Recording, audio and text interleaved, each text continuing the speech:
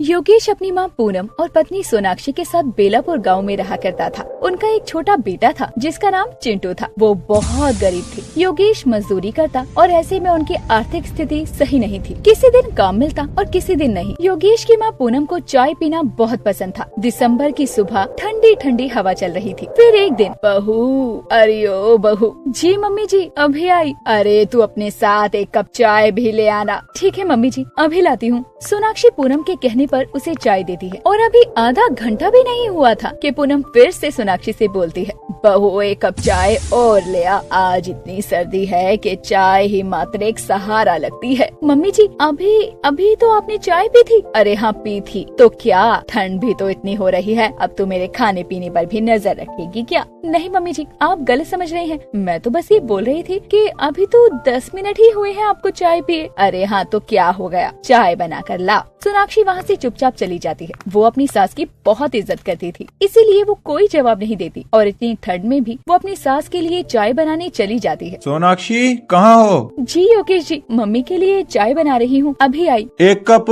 मेरे लिए भी बना देना। आज क्या बस चाय ही बनेगी? घर में राशन का एक दाना नहीं है। सोनाक्षी योगेश को चाय देने जाती है और बोलती है, योगेश जी आपको पता है आज सुबह से मम्मी जी 4 कप चाय पी चुकी हैं और अब घर में दूध भी नहीं बचा है। अगर मम्मी जी ने चाय मांगी तो मैं कहाँ से दूंगी? तो ये बात तो मम्मी से बोल देना, मम्मी समझ जाएंगी। शाम को मैं जब काम पर से आऊँगा तो घर का राशन और सब सामान लेकर आऊँगा। आपने तो बोल दिया कि शाम को लेकर आऊँगा। पूरे दिन में मैं क्या कहूँगी मम्मी जी को? घर में राशन होता ही नहीं था, पर पूनम को तो चाय चाहिए थी। पर शाम को योगेश राशन का सामान तो लाता है, पर वो चाय का सामान भूल जाता है। जैसे ही वो घर के अंदर जाता है, उसके हाथ में राशन का सामान देखकर पूनम पूछती है, बेटा तू मेरी चाय का सामान नहीं लेकर आया क्या? मम्मी आप तो जानती है ना, मैं मजदूरी करता हूँ। जितने पैसे मिले आज राशन का ही सामान ला पाया हूँ। पापा मेरे लिए क्या लाए हो? बेटा आज तो तुम्हारे लिए मैं कुछ नहीं ला पाया, कल पक्का मैं तुम्हारे लिए कुछ लेकर आऊंगा। ठीक है पापा। सोनाक्षी ये राशन का सामान ले जाओ और मम्मी और मेरे लिए 1-1 कप चाय बना दो। मैंने आपसे सुबह ही बोला था कि चाय का सामान खत्म हो गया है। अब मैं चाय कहाँ से बनाऊंगी? हाँ अब तेरी माँ बूढ़ी हो गई है, मेरी एक चाय पीना भी तुम लोगों को अच्छा नहीं लगता है क्या? माँ आप तो जानती हैं कि मैं किसी और फैक्ट्री में मजदूरी का काम करता हूँ। जितना भी मैं कमा कर लाता हूँ उससे ही घर चलता है। और ऐसा नहीं है कि आपकी 1 कप चाय मुझे अच्छी न लगे। इतनी सर्दी है तो चाय तो सबको ही अच्छी लगती है। बेटा मैं तेरे से कुछ और तो मांग नहीं रही, सिर्फ चाय ही तो मांगती हूँ। माँ परेशान मत हो, मैं कल आपके लिए चाय का मसाला ले आऊंगा। और दूसरा दिन होता है। योगेश मजदूरी करके अपनी माँ के लिए चाय का सामान लेकर आता है। माँ, ओ माँ, कहाँ हो तुम? हाँ बेटा तू आ गया। आज मैं आपके लिए चाय का मसाला लेकर आया हूँ। अरे वाह, चाय का इतना सारा सामान ले आया, ये सामान तो बहुत दिन चलेगा। चाय का सामान देखकर पूनम खुश हो जाती है। तभी चिंटू आ जाता है और वो चाय का इतना सारा सामान देखकर बोलता है, अरे पापा आपको क्या चाय की दुकान खोलनी है जो दादी को इतना सारा सामान लाकर दे दिया है? अरे नहीं बेटा, दादी चाय ज्यादा पीती है ना, इसीलिए मैंने उन्हें चाय का सामान ज्यादा ला दिया है। वो ये बातें कर ही रहे थे कि तभी वहाँ सोनाक्षी आती है और बोलती है, योगेश जी वैसे चिंटू सही बोल रहा है, क्यों ना हम चाय की एक दुकान खोलें। माँ जी को तो चाय पसंद ही है और हम चाय से अच्छे पैसे भी कमा सकते हैं। तुम भी कहाँ बच्चों की बातों में आ रही हो, छोड़ो ये सब, चलो खाना लगाओ। जी लगाती हूँ। दूसरा दिन होता है। योगेश अपनी चाय की दुकान लगाकर बैठा होता है। तभी सोनाक्षी घर के काम करने के लिए नल से पानी भरने जाती है तो देखती है कि नल से पानी नहीं, गर्मा गर्म चाय निकल रही थी। योगेश जी सुनो, जरा इधर आओ। योगेश वहाँ जाकर पूछता है, क्या हुआ, चिल्ला क्यों रही हो? आप देखो नल में से पानी की जगह चाय निकल रही है। ये क्या बोल रही हो तुम? मैं सच बोल रही हूँ, आप देखो तो इसे। तुम तो सही कह रही हो, इसमें से चाय आ रही है। योगेश बहुत हैरान होता है और चाय का बर्तन भरकर चाय बेचनी शुरू करता है। लोगों को चाय पसंद भी आती है और अब उसकी कोई लागत भी नहीं लगती। ऐसे ही उनकी गरीबी दूर हो जाती है और उनके घर में राशन की कोई कमी नहीं रहती। उस दिन योगेश चाय की दुकान खोलने वाली बात को नहीं मानता और वो फैक्ट्री में मजदूरी करने चला जाता है। ऐसे ही कई दिन बीतते हैं। एक दिन फैक्ट्री में अचानक आग लग जाती है। आग लगने के कारण फैक्ट्री बंद हो जाती है। योगेश के पास अब कोई काम नहीं होता। मम्मी खाना दे दो, मुझे बहुत भूख लगी है। पापा को आ जाने दो बेटा, फिर मैं खाना बनाती हूँ तुम्हारे लिए। तभी योगेश घर आता है। योगेश जी आप आ गए, इतनी जल्दी कैसे? हमारी फैक्ट्री बंद हो गई है। पर कैसे? और अब हम क्या करेंगे? और आपके काम का क्या होगा? फैक्ट्री में आग लगने की वजह से फैक्ट्री बंद हो गई। योगेश जी अब क्या होगा? घर में राशन भी नहीं है और आपका काम भी नहीं है, अब हम क्या करेंगे? मम्मी पापा आप परेशान मत हो, मैंने आपको उस दिन भी बोला था कि हम मिलकर चाय की दुकान खोलते हैं। अभी सर्दियों का मौसम भी गया नहीं है। देख रही हो सोनाक्षी, चिंटू अब बड़ा हो गया है। सही कह रहे हैं आप, मेरा चिंटू शुरू से ही समझदार था। चाय की दुकान तो खोल लेंगे, पर कैसे? हमारे पास तो सिर्फ चाय का सामान है और कुछ नहीं। योगेश चाय की दुकान के लिए मान जाता है। फिर चिंटू अपने घर में रखी हुई एक पुरानी टेबल को घसीटता हुआ घर के बाहर ले आता है और बोलता है, पापा हम इस टेबल पर चाय की दुकान खोलेंगे। टेबल को देखकर योगेश और सोनाक्षी के मन में एक उम्मीद जागती है और वो चाय का सारा सामान और घर का चूल्हा उठाकर उसी टेबल पर रख लेते हैं। फिर वो अपनी चाय की दुकान शुरू करते हैं। योगेश चाय बनाकर सबको बुलाता है। चाय ले लो, मसाला चाय 5 रुपए में, चाय का कप, गर्मा गर्म चाय। योगेश की चाय भी बिकने लगती है और लोगों को पसंद भी आती है। इतनी ठंड में गर्मा गर्म मसाला चाय राहगीरों को अपनी ओर खींचती है। चाय बेचते बेचते दोपहर हो जाती है और पूनम बोलती है, अरे बहू आज खाने को कुछ मिलेगा कि नहीं? माँ जी मैं खाना कैसे बनाऊँ? चूल्हा तो योगेश जी के पास है। मम्मी अब तो मुझे भी बहुत तेज भूख लगी है। बेटा मैं क्या कर सकती हूँ, तुम बताओ। बहू तू रुकना, अभी जाकर मैं योगेश से बात करती हूँ। पूनम योगेश के पास जाकर बोलती है, योगेश बेटा आज हमें खाना मिलेगा या नहीं? मैं आपको रोक थोड़ी रहा हूँ, जाकर खाना खाओ। खाना बनेगा तभी तो हम खाएंगे, चूल्हा तो तेरे पास है। माँ अभी चाय बिक रही है, लो आप भी एक कप चाय ले लो, खाना रात को ही खा लेना। ऐसा बोलकर योगेश अपनी माँ को अंदर भेज देता है और शाम हो जाती है। जैसे ही उसके ग्राहक आने कम होते हैं, वो चूल्हा अंदर जाकर रख देता है और खाना खाकर जब मीनाक्षी बर्तन धोती है तो चाय के बर्तन में जो भी चाय पत्ती बची होती है वो जाकर उसे आंगन में लगे नल के पास डालती है और सभी लोग सो जाते हैं। अगर आपको हमारी ये कहानी पसंद आई हो तो इस कहानी को लाइक करें और अपने दोस्तों से शेयर करें और हमारे चैनल को ऐसी ही कहानियाँ देखने के लिए सब्सक्राइब कर ले।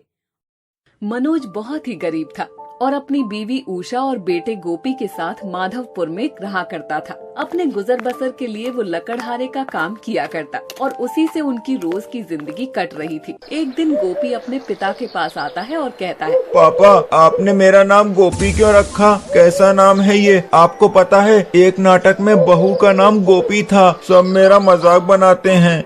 मेरे बच्चे तेरा नाम हमने भगवान कृष्ण के नाम पर रखा है क्योंकि तेरी माँ भगवान कृष्ण की बहुत बड़ी भक्त है और शादी के 7 साल बाद बड़ी मुरादों के बाद तू हुआ तो हमने तेरा नाम गोपी रख दिया। ठीक है पापा, अब से जब कोई भी मुझे मेरे नाम से चिढ़ाएगा तो मैं उनको ये सब बता दूंगा। गोपी और मनोज बात कर रहे थे कि तभी उषा दाल रोटी थाल में रखकर मनोज के पास लेकर आती है और उसे देते हुए कहती है, बस दोनों बाप बेटे की बातें हो गई हो तो अब खाना खा लो। सुबह गोपी को स्कूल भी जाना है। अब पूरा परिवार साथ में खाना खाकर सो जाता है। ऐसे ही और गांव में जन्माष्टमी की रौनक लगने लगती है क्योंकि कुछ दिन बाद जन्माष्टमी थी। ऐसे में उषा अपने पति मनोज से कहती है, सुनिए जी, मैं इस साल भी जन्माष्टमी का व्रत रखना चाहती हूँ, क्या मैं रख लूँ? उषा तुम तो जानती हो ना कि हमारे पास इतने पैसे नहीं हैं। लड्डू गोपाल के लिए नए कपड़े चाहिए, भोग चाहिए, सब तैयारी कैसे हो पाएगी? मेरी मानो तो इस बार भगवान से माफी मांगकर हाथ जोड़ दो कि हम अपने घर पर जन्माष्टमी नहीं मना पाएंगे। उषा मनोज की बात सुनकर निराश हो जाती है और तभी गोपी मुस्कुराता हुआ स्कूल से घर लौटकर आता है और अपने माता पिता को साथ में देखकर दोनों से कहता है, माँ आपको पता है आज स्कूल में क्या हुआ? स्कूल में ना जन्माष्टमी का फंक्शन होने वाला है और टीचर ने मुझे कहना बनाया है, उसके बाद मुझे कोई परेशान नहीं करेगा। मैं बहुत खुश हूँ। हे मुरली वाले, ये किस दुविधा में डाल रहा है? ना ही उषा के व्रत के पैसे हैं और ना ही गोपी के स्कूल के जन्माष्टमी उत्सव में उसके लिए पोशाक लाने के। हे मुरली वाले, मुझे इस दुविधा से निकाल दे। इस बार मैं भी जन्माष्टमी का व्रत करूँगा। मनोज ये अपने आप से बोलता है और निराश होकर फिर बाहर की ओर चला जाता है। अब जन्माष्टमी को एक दिन शेष था कि तभी उषा की पड़ोसन शांति उसके घर आती है और कहती है, अरे उषा, कल जन्माष्टमी है, तुझे लड्डू गोपाल के श्रृंगार का सामान लेने नहीं जाना क्या? इस बार व्रत रखेगी भी या नहीं? शांति, अब तुमसे क्या छुपाना, तुम मेरी पड़ोसन हो, तुमसे तो कुछ छुपा नहीं है। घर में खाने के भी लाले पड़े हैं और फिर गोपी के खर्चे अलग। मुझे समझ नहीं आ रहा कि जन्माष्टमी की तैयारी कैसे करूं। जानती तो मैं हूँ उषा कि तेरे पास पैसे नहीं है, तभी तो जानबूझ के तुझसे यही पूछकर तेरे जले पर नमक छिड़क रही हूँ, क्योंकि ऐसा करने की तो बात ही अलग होती है। कोई बात नहीं उषा, अब क्या करें, तू रहने दे, मैं अकेले ही बाजार हो आती हूँ। कल जब व्रत रखूंगी तो तुझे प्रसाद देने आ जाऊंगी, ठीक है ना? अब मैं चलती हूँ। शांति ये बोलकर चली जाती है। दरअसल शांति उषा को पसंद नहीं करती थी, क्योंकि भले ही उषा गरीब थी पर अपने परिवार में खुश थी। वहीं शांति अमीर थी पर उसके घर कोई संतान नहीं थी। अब उषा शांति के जाने के बाद सोचती है, नहीं, मैं ऐसे ही हार नहीं मान सकती। मुझे जन्माष्टमी की तैयारी करनी ही होगी। शायद कान्हा मेरी परीक्षा लेना चाहते हैं तो ठीक है, मैं कान्हा की दी हुई हर परीक्षा में अव्वल आऊंगी। उषा ये बोलती है, जिसके बाद वो अपनी एक पुरानी फटी हुई साड़ी निकालकर उसके हाथों से सिलाई कर गोपी के स्कूल के जन्माष्टमी फंक्शन के लिए ड्रेस तैयार करती है, जिसे पहनकर गोपी कहता है, माँ ये तो बहुत सुंदर है, जब मैं ये कल पहनूंगा तो सबसे सुंदर लगूंगा। हाँ मेरे लाल, वो तो तू है ही। चलो मेरी एक दुविधा तो सुलझ गई, बस लड्डू गोपाल मेरी दूसरी परेशानी भी हल कर दे। उषा ये कहती है और गोपी के स्कूल फंक्शन की तैयारी करने लगती है। वहीं मनोज एक ठाकुर के घर लकड़ी का काम करने जाता है और कहता है, साहब लकड़ी का काम करने आया था। मुझे गांव में किसी ने बताया कि आपके घर में कुछ काम है। हाँ है तो, हमारा एक दीवान थोड़ा आवाज करता है, लेकिन वो हमने विदेश से मंगवाया है। अगर टूट गया तो तुमको इसके पैसे भरने पड़ेंगे। साहब मैं गरीब, अपनी रोजी रोटी का इंतजाम कर लूं, बहुत रहता है। गांव में भटक भटक कर तो मैं काम मांगता हूं, एक दुकान तक नहीं है मेरी, मैं कहां से हर्जाना भरूंगा। तो फिर जा यहाँ से, मेरे मुंह मत लग। मैंने तेरी जिंदगी के कलेश सुनने के पैसे नहीं लिए, समझा तू? नहीं नहीं साहब, मुझे काम की जरूरत है, मैं आपका दीवान ठीक कर दूंगा और हर्जाना हुआ तो भी भर दूंगा। ठाकुर ये सुनकर मनोज को दीवान दिखाता है और मनोज को वहाँ छोड़ देता है, जिसके बाद मनोज कहता है, अगर गोपी और उषा के लिए पैसे चाहिए तो डर मत मनोज, मेहनत कर। मनोज ये कहकर अपना हथौड़ा और कील निकालकर अपना काम शुरू कर देता है, जिसके बाद वो कई घंटों की मेहनत के बाद दीवान को ठीक करके ठाकुर के पास आकर कहता है, साहब आपका दीवान ठीक हो गया। वाह वाह, बहुत अच्छे। ये लो 500 रुपए तुम्हारी आज की मेहनत के। शुक्रिया साहब, लेकिन आप बुरा न माने तो एक बात कहूँ? हाँ बोलो, क्या हुआ? साहब आपको उस दीवान को फेंक देना चाहिए, उसकी लकड़ी कमजोर हो रही है, वो कभी भी टूट सकता है और आपको चोट आ सकती है। तेरा दिमाग खराब हो गया है क्या? विलायत से मंगवाया हमने वो दीवान और तू बोल रहा है टूट जाएगा। ओ मैं सब समझ गया, ये इसीलिए बोल रहा है ताकि मैं तुझे नया दीवान बनाने का काम दे दूं। अरे नहीं नहीं साहब, मैं लकड़ी का कारीगर हूँ, लेकिन धोखेबाज और झूठा नहीं हूँ। ये दीवान कमजोर है, इसीलिए आपको बता रहा हूँ। सब समझता हूँ मैं, कोई पैसे नहीं मिलेंगे तुझे, चल निकल धोखेबाज कहीं का। ठाकुर ये बोलकर मनोज से पैसे छीनकर उससे निकाल देता है और मनोज घर आकर रोते हुए अपनी बीवी उषा से कहता है, मुझे माफ कर दो उषा, मैं तुम्हारी इच्छा पूरी नहीं कर पाया, कहीं से भी पैसे का इंतजाम नहीं हुआ। कोई बात नहीं जी, आपने कोशिश की यही बहुत है। शायद कान्हा को कुछ और ही मंजूर होगा, पर आप फिक्र मत करो, मैंने गोपी के स्कूल फंक्शन में ड्रेस का इंतजाम कर दिया है। और रही बात मेरी, तो मैं जन्माष्टमी का व्रत कर लूंगी, बाकी जो उस ऊपर वाले की मर्जी।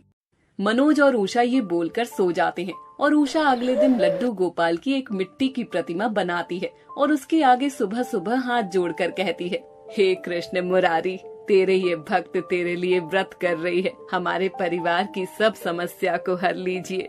उषा ये कहती है और पूरे दिन सच्ची श्रद्धा से व्रत करती है। और कोई काम ना होने की वजह से मनोज भी घर था और उसने सुबह से कुछ नहीं खाया था कि तभी उनके घर ठाकुर आता है और मनोज उसे देखकर कहता है, साहब आप मेरे घर, सब ठीक तो है ना? मुझसे कोई गलती हुई क्या?